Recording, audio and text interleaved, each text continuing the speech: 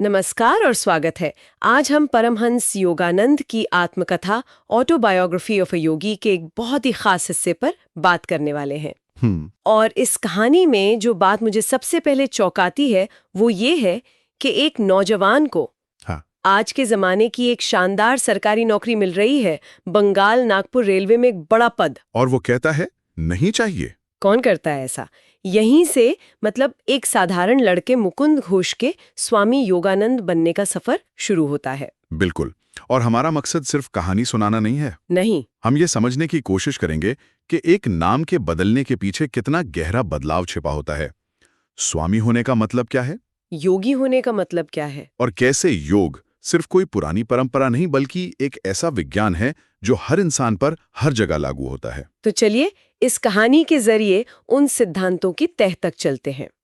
तो कहानी की शुरुआत होती है मुकुंद से, जो बाद में योगानंद बने। जी। वो अपने गुरु श्री युक्तेश्वर के पास जाते हैं और कहते हैं कि वो स्वामी बनना चाहते हैं।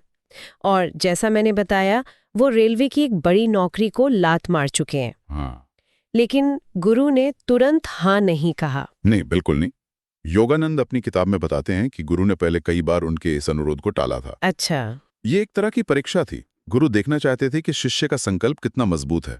कि ये सच में गंभीर है या नहीं। हाँ, क्या वो सच में आध्यात्मिक मार्ग के लिए बना है या ये बस एक अस्थायी जुनून है। जब मुकुंद ने सांसारिक सफलता का इतना बड़ा मौका, रेलवे की नौकरी, ठुकरा दिया, तब गुरु को यकीन हो गया कि अब ये तैयार है, कि अब ये पक्का है। हाँ, ये इस बात का प्रतीक था कि उसने आध्यात्मिक खोज को दुनिया की हर चीज से ऊपर रखा है। और इस पर गुरु ने एक बहुत गहरी बात भी कही थी, जो मुझे लगता है आज भी उतनी ही सच है। हाँ, उन्होंने अपने गुरु लाहिड़ी महाशय की एक बात दोहराई। क्या थी वो? उन्होंने कहा, अगर तुम ईश्वर को अपनी गर्मियों का मेहमान बनने के लिए नहीं बुलाओगे तो वो तुम्हारे जीवन की सर्दियों में नहीं आएंगे। वाह, ये लाइन तो दिल पे लगती है ना? इसका मतलब अगर जवानी में जब आपके पास ऊर्जा है, ताकत है, तब आप भगवान को समय नहीं देते तो बुढ़ापे में जब शरीर कमजोर हो, जिम्मेदारियां बढ़ चुकी हों, तब आध्यात्मिक साधना करना लगभग नामुमकिन हो जाता है। हम सब सोचते हैं कि रिटायरमेंट के बाद भक्ति करेंगे, लेकिन गुरु कह रहे हैं कि तब तक तो शायद ट्रेन छूट चुकी होगी। सही बात है। योगानंद खुद भी अपने उन दोस्तों के बारे में सोचते हैं जिन्होंने जवानी में तो बड़े बड़े संकल्प लिए थे, लेकिन शादी और गृहस्थी में ऐसे उलझे कि सब भूल गए, कि ध्यान करने का अपना वादा ही भूल गए। तो आखिरकार वो दिन आ ही गया, दीक्षा का दिन। किताब में इसका बड़ा सुंदर जिक्र है। जुलाई 1914 की एक धूप वाली सुबह, सिरामपुर आश्रम की बालकनी में। हाँ, गुरु और शिष्य अकेले हैं और श्री युक्तेश्वर एक नए सफेद रेशम के कपड़े को गेरवे रंग में डुबोते हैं। और यहाँ रेशम का चुनाव बहुत दिलचस्प है। हाँ, ये बात मुझे भी थोड़ी अजीब लगी। गुरु ने कपड़ा सुखाकर योगानंद को पहनाते हुए कहा, एक दिन तुम पश्चिम जाओगे जहां रेशम पसंद किया जाता है। ये तो भविष्यवाणी जैसी बात हो गई। बिल्कुल, ये उनकी दूरदर्शिता थी। वो जानते थे कि योगानंद का मिशन भारत तक सीमित नहीं रहेगा। एक मिनट, यहाँ मुझे कुछ खटक रहा है। हम सन्यासियों को हमेशा सादगी और गरीबी से जोड़ते हैं। सही है। खुरदुरा सूती कपड़ा, त्याग, और यहाँ गुरु उन्हें महंगा रेशम पहना रहे हैं। ये तो थोड़ा पाखंड जैसा नहीं लगता? क्या ये सिर्फ पश्चिम को खुश करने की तैयारी थी? ये सवाल बहुत वाजिब है और इसका जवाब ही योग के विज्ञान को परंपरा से अलग करता है। अच्छा, योगानंद बताते हैं कि गुरु का यह फैसला सिर्फ दिखावे के लिए नहीं था। तो फिर? इसके पीछे एक वैज्ञानिक कारण था। उनका कहना था कि रेशम शरीर की कुछ सूक्ष्म ऊर्जा धाराओं को सूती कपड़े से बेहतर तरीके से बचाता है। अरे वाह, मतलब ये सिर्फ परंपरा नहीं थी? नहीं, ये कमाल का विरोधाभास है ना? हाँ। हम सोचते हैं कि सन्यासी मतलब अंधा त्याग, लेकिन यहाँ गुरु कह रहे हैं, नहीं, लक्ष्य महत्वपूर्ण है। हाँ। अगर रेशम वैज्ञानिक रूप से ध्यान में मदद करता है तो वही सही है। ये सिर्फ परंपरा पर चलने के बजाय विज्ञान को समझने की बात है। अच्छा, तो ये स्मार्ट सन्यास था, सिर्फ त्याग के लिए त्याग नहीं। बिल्कुल। तो गेरुए रंग का रेशमी वस्त्र तैयार है जो भविष्य की ओर इशारा कर रहा है। लेकिन एक सन्यासी को सिर्फ कपड़ों से पहचान नहीं मिलती, उसे एक नया नाम भी मिलता है। सही कहा। और ये कहानी तो और भी दिलचस्प है। हाँ, क्योंकि श्री युक्तेश्वर ने सब कुछ बहुत सादगी से किया। मतलब कोई बड़ा समारोह नहीं।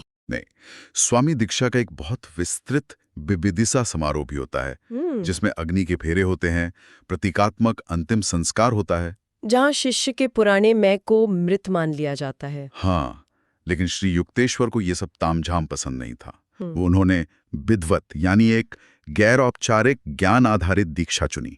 और फिर नाम चुनने की बारी आई। यहाँ भी गुरु ने एक बहुत ही अनोखी बात की। ये वाकई असाधारण था।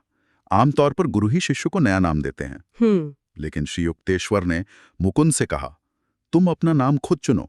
ये तो बहुत बड़ी बात है ना? कुछ पल सोचने के बाद मुकुंद ने नाम चुना योगानंद, जिसका मतलब है योग के माध्यम से आनंद। बिल्कुल। योग यानी ईश्वर से जुड़ना और आनंद मतलब परमानंद। ये नाम ही उनके पूरे जीवन का मिशन बन गया। हाँ। गुरु मुस्कुराए और उन्होंने घोषणा की, ऐसा ही हो। अपने पारिवारिक नाम को त्याग कर अब से तुम स्वामी परंपरा की गिरी शाखा के योगानंद कहलाओगे। योगानंद लिखते हैं कि जब उन्होंने पहली बार अपने गुरु के मुंह से अपना नया नाम सुना तो उनका दिल भर आया।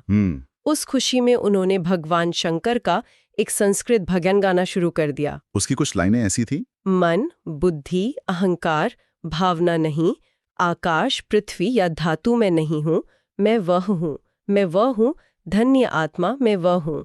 क्या बात है। ये पंक्तियां उस एहसास को दिखाती हैं कि वो अब सिर्फ एक शरीर या एक नाम नहीं बल्कि कुछ और बन चुके हैं। और ये पहचान एक बहुत ही प्राचीन और व्यवस्थित परंपरा का हिस्सा थी। ऐसा नहीं कि कोई भी खुद को स्वामी कह दे। नहीं, कोई भी उठकर खुद को स्वामी नहीं कह सकता। ये उपाधि आदि शंकराचार्य द्वारा स्थापित एक मठवासी व्यवस्था का हिस्सा है, जिसकी एक अटूट गुरु शिष्य परंपरा है। अच्छा। आपको ये उपाधि किसी दूसरे स्वामी से ही मिल सकती है। इस तरह हर सन्यासी अपनी आध्यात्मिक वंशावली को सीधे भगवान शंकर से जोड़ता है। किताब में इन सन्यासियों की 10 अलग-अलग शाखाओं का भी जिक्र है, जिन्हें 10 नामी कहते हैं। हाँ, जैसे गिरि, पर्वत, सागर, समुद्र, भारती, भूमि, पुरी, क्षेत्र। और योगानंद और उनके गुरु गिरि शाखा से थे। जी। तो एक स्वामी के नाम के 2 हिस्से होते हैं। पहला हिस्सा, जैसे योगानंद में आनंद, किसी दिव्य गुण के जरिए मिलने वाले परमानंद को दिखाता है, जैसे योग से आनंद या ज्ञान से आनंद। सही। और दूसरा हिस्सा जो शाखा का नाम है, जैसे गिरि, वो प्रकृति के साथ एक गहरे जुड़ाव को दिखाता है, जैसे पहाड़ों जैसी स्थिरता या सागर जैसी गहराई। तो अब हमारे पास एक नया स्वामी योगानंद है, लेकिन यहाँ एक सवाल खड़ा होता है जो शायद कई लोगों के मन में होगा। क्या? एक स्वामी और एक योगी में क्या फर्क है? क्या ये दोनों एक ही बात है? ये बहुत ही जरूरी सवाल है और किताब इसका बहुत साफ जवाब देती है। तो क्या ये एक ही चीज है? नहीं, ये दोनों एक ही चीज नहीं है। अच्छा। कोई भी हो सकता है। कोई भी? हाँ, एक योगी वो इंसान है जो ईश्वर से जुड़ने की एक वैज्ञानिक तकनीक का अभ्यास करता है। मतलब एक योगी शादीशुदा भी हो सकता है? एक योगी शादीशुदा भी हो सकता है, अविवाहित भी। वो दुनिया में रहकर भी योगी हो सकता है और दुनिया को त्याग कर भी। जैसे श्री युक्तेश्वर? बिल्कुल। श्री युक्तेश्वर खुद एक स्वामी भी थे और एक योगी भी, लेकिन हर स्वामी का योगी होना जरूरी नहीं। ये तो नहीं बात है। हाँ, एक स्वामी शायद सिर्फ त्याग और तर्क के रास्ते पर चल सकता है, लेकिन एक योगी एक तयशुदा कदम दर कदम प्रक्रिया का पालन करता है। वो सिर्फ विश्वास नहीं करता, वो अनुभव करता है। यानी एक योगी के पास एक प्रैक्टिकल टूल किट है, सिर्फ फिलॉसफी नहीं। बिल्कुल सही। और इसीलिए योग किसी एक देश या धर्म तक सीमित नहीं है। सही। जैसे योगानंद कहते हैं, जब तक इंसान के पास एक बेचैन मन है, तब तक उसे योग यानी नियंत्रण की जरूरत रहेगी। ये एक यूनिवर्सल प्रॉब्लम का यूनिवर्सल सॉल्यूशन है। एकदम। और इस यूनिवर्सल सॉल्यूशन को एक ठोस ढांचा दिया था प्राचीन ऋषि पतंजलि ने। हाँ, अपने अष्टांग योग के जरिए। अष्टांग मतलब 8 अंग। हाँ, पतंजलि ने इसे एक सीढ़ी की तरह बनाया। कोई भी सीधे 8वीं मंजिल पर नहीं पहुंच सकता, आपको कदम दर कदम चढ़ना होगा। तो क्या है वो कदम? क्या ये बहुत मुश्किल है? नहीं, पतंजलि इसे बहुत आसान बना देते हैं। पहले 2 पायदान तो बस एक अच्छा इंसान बनने के बारे में है। वो क्या है? पहला है यम, यानी झूठ मत बोलो, चोरी मत करो, हिंसा मत करो। और दूसरा नियम, यानी साफ सफाई रखो, संतोष करना सीखो, खुद पर अनुशासन रखो। ये तो नींव है। बिल्कुल। अच्छा, तो मतलब योग शुरू करने से पहले आपको एक अच्छा इंसान बनना होगा। हाँ, ये सिर्फ जिम जाके कसरत करने जैसा नहीं है। बिल्कुल। यही सबसे बड़ी गलतफहमी है। योग की नींव नैतिकता पर रखी है। जब ये नींव मजबूत हो जाती है, तब आप अपने शरीर और सांसों पर काम करते हैं। वो हैं अगले कदम। 3 आसन, यानी सही मुद्रा में बैठना। और 4 प्राणायाम, यानी अपनी जीवन ऊर्जा या सांसों पर नियंत्रण पाना। सही। और जब शरीर और मन दोनों शांत हो जाएं, तब असली दिमागी खेल शुरू होता है। दिमागी खेल, वो क्या है?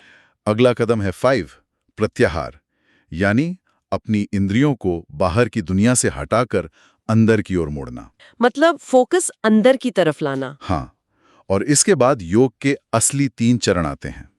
6, धारणा, यानी मन को एक जगह टिकाना। 7, ध्यान, जो उस एकाग्रता की गहरी अवस्था है। और आखिर में 8, समाधि, यानी वो परमानंद की अवस्था जहां आप ब्रह्मांड से एक हो जाते हैं। वाह।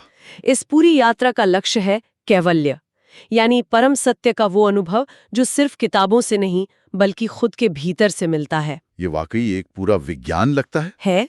और दिलचस्प बात यह है कि इस प्राचीन विज्ञान की अहमियत को आधुनिक पश्चिमी दुनिया के बड़े बड़े विचारकों ने भी समझा। किताब में मशहूर स्विस मनोवैज्ञानिक डॉक्टर कार्ल युंग का जिक्र है। हाँ, युंग योग से बहुत प्रभावित है। उन्होंने कहा कि पश्चिम का विज्ञान बाहर की दुनिया के तथ्यों की खोज करता है, जबकि योग अंदर की दुनिया में नियंत्रणीय अनुभव यानी कंट्रोलेबल एक्सपीरियंस की संभावना देता है। ये मन की एक प्रयोगशाला की तरह है, जहां आप खुद प्रयोग करके सत्य को जान सकते हैं। बिल्कुल, सिर्फ मान नहीं सकते। युंग ने एक बहुत खूबसूरत बात कही थी प्राणायाम के बारे में। हाँ, उन्होंने कहा कि जब आप प्राणायाम करते हैं तो आप सिर्फ फेफड़ों में हवा नहीं भर रहे होते। तो क्या कर रहे होते हैं? आप उस सांस को ब्रह्मांड की लय से जोड़ रहे होते हैं। ये एक शारीरिक क्रिया को एक सार्वभौमिक विचार से जोड़ देता है। ये बहुत गहरी बात है। युंग का मानना था कि योग शरीर और आत्मा को इतनी संपूर्णता से जोड़ता है जो कोई और तकनीक नहीं कर सकती। तो आज की हमारी इस बातचीत में हमने देखा कि कैसे एक नौजवान मुकुंद घोष ने दुनिया का एक आकर्षक रास्ता छोड़कर स्वामी योगानंद के रूप में एक नई पहचान को अपनाया। हमने स्वामी और योगी के बीच के बारीक फर्क को समझा कि एक उपाधि है तो दूसरा एक वैज्ञानिक अभ्यासी। और हमने पतंजलि के अष्टांग योग के रास्ते को भी देखा, जो सिर्फ कोई आस्था या दर्शन नहीं बल्कि मन को साधने का एक प्रैक्टिकल कदम दर कदम विज्ञान है। एक ऐसा विज्ञान जिसकी तारीफ डॉक्टर युंग जैसे आधुनिक मनोवैज्ञानिक भी करते हैं। सही कहा। बिल्कुल। लेकिन इस किताब का जो आखिरी हिस्सा है वो आज के दौर में शायद सबसे ज्यादा प्रासंगिक है। हाँ। योगानंद एक बहुत ही विचार करने वाली बात लिखते हैं। हाँ, वो लिखते हैं कि ये नया परमाणु योग इस सच्चाई को सामने लाएगा कि पदार्थ और कुछ नहीं, बस ऊर्जा का ही एक रूप है। और फिर वो एक बहुत बड़ा सवाल पूछते हैं। क्या सवाल है वो? वो पूछते हैं, क्या इंसान के मन की सूक्ष्म शक्तियां पत्थरों और धातुओं के भीतर छिपी ऊर्जा से भी ज्यादा शक्तिशाली ऊर्जाओं को उजागर कर सकती हैं? और फिर वो एक चेतावनी भी देते हैं। हाँ, वो कहते हैं कि अगर ऐसा नहीं हुआ तो ये भौतिक परमाणु दैत्य, जिसे अभी अभी लगाम से छोड़ा गया है, कहीं पूरी दुनिया को तबाह न कर दे। ये एक बहुत शक्तिशाली विचार है। मतलब प्रकृति पर बाहरी विजय हासिल करने की हमारी क्षमता खुद पर आंतरिक विजय हासिल करने की हमारी क्षमता के बराबर होनी चाहिए, वरना संतुलन बिगड़ जाएगा। ठीक है। आत्मनियंत्रण का आंतरिक विज्ञान उतना ही जरूरी है जितनी बाहरी दुनिया की विजय। और ये हमें इस सवाल के साथ छोड़ जाता है कि हम अपनी ऊर्जा कहाँ लगा रहे हैं, बाहरी दुनिया को जीतने में या अपने भीतर के ब्रह्मांड को समझने और नियंत्रित करने में।